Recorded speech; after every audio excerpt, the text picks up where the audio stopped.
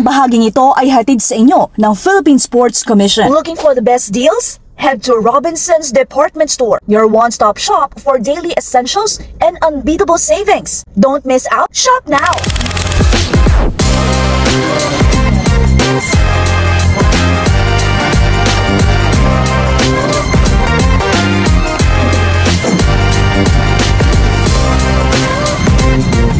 Sa basketball, yung goal mo doon, una, syempre, makasama ka sa national team. Then, syempre, yung mga panalo, di ba? Step by step siya eh. So, lahat ng mga big tournaments namin, like SEA Games, yan, yung mga Shaba namin, tapos yung mga international invitation, yun. So, yung ma-represent mo yung country mo, yun pa lang, panalo. Na yun eh. Okay, so paano ka napunta sa handball? Yung napunta ako sa handball kasi yun nga, after ko ng basketball, sabi ko, mag-stop muna ako ng basketball. Parang gusto ko mag-experience ng iba naman outside basketball. Sabi ko, parang gusto ko mag-work. Tapos nung nag-work ako, hinahanap ko yung sport eh. Parang hindi ko kaya nung walang sport. Oo, nalulungkot ako, parang gano'n. Tapos sabi, may teammate ako na in-invite ako na sabi, meron daw open tryouts for handball. Sabi ko, sige, try natin. Pang extracurricular lang para siya sa akin. So hanggang doon nag-start, unti-unti nagustuhan ko siya. Para kasi siyang basketball eh. So parang naging madali para sa akin. Meron kasi kami sa office na parang para siyang sports fest sa office. And then one of the coaches was the hired coaches that time. And then he invited me to join beach handball that time. Kasi wala pang indoor nun. Na-invite lang kami ng dati naming member na handball. Kaya nasa Philippine Army ako.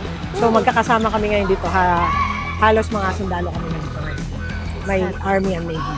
Kahit pa paano naging madali yung transition ko. And then, kaya ako siya nagustuhan. Unang-una, maging player muna ako sa handball eh. And then napunta ako sa coaching. Parang hindi ko naisip in the future na magko-coach ako. Tapos ayun, tuloy-tuloy na. Ito, napunta na ako sa coaching. Na-in-love kasi ako sa sports, saka maganda. Physically, it's very taxing.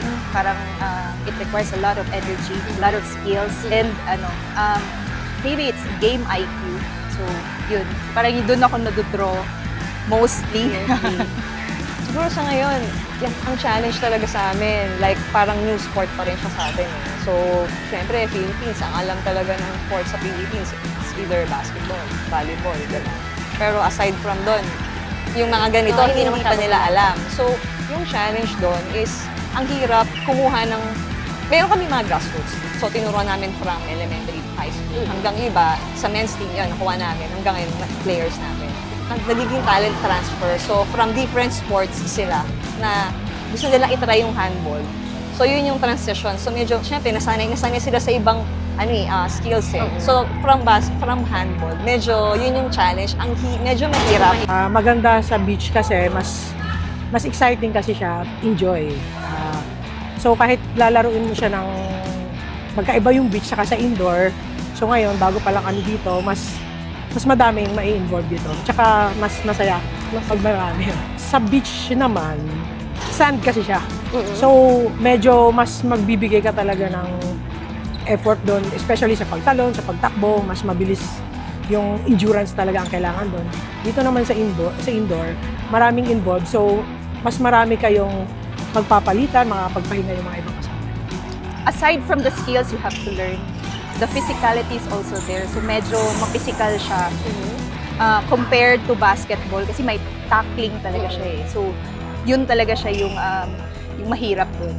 Dapat fully committed talaga dito sa team na to kasi sobrang kailangan, mas marami pa kaming kailangan pag-aralan, especially yung basic namin, passing, catching, and lahat.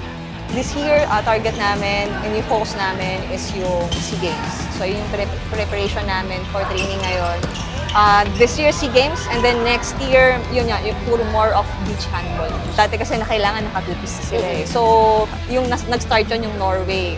So, kaya yun, marami akong players ngayon kasi tinanggal na yung bikini. Waterproofing o sealant ba ang hanap mo? Sa German technology ng Sista, protektado ka hanggang 10 taon. Yan ang tapal na tatagal.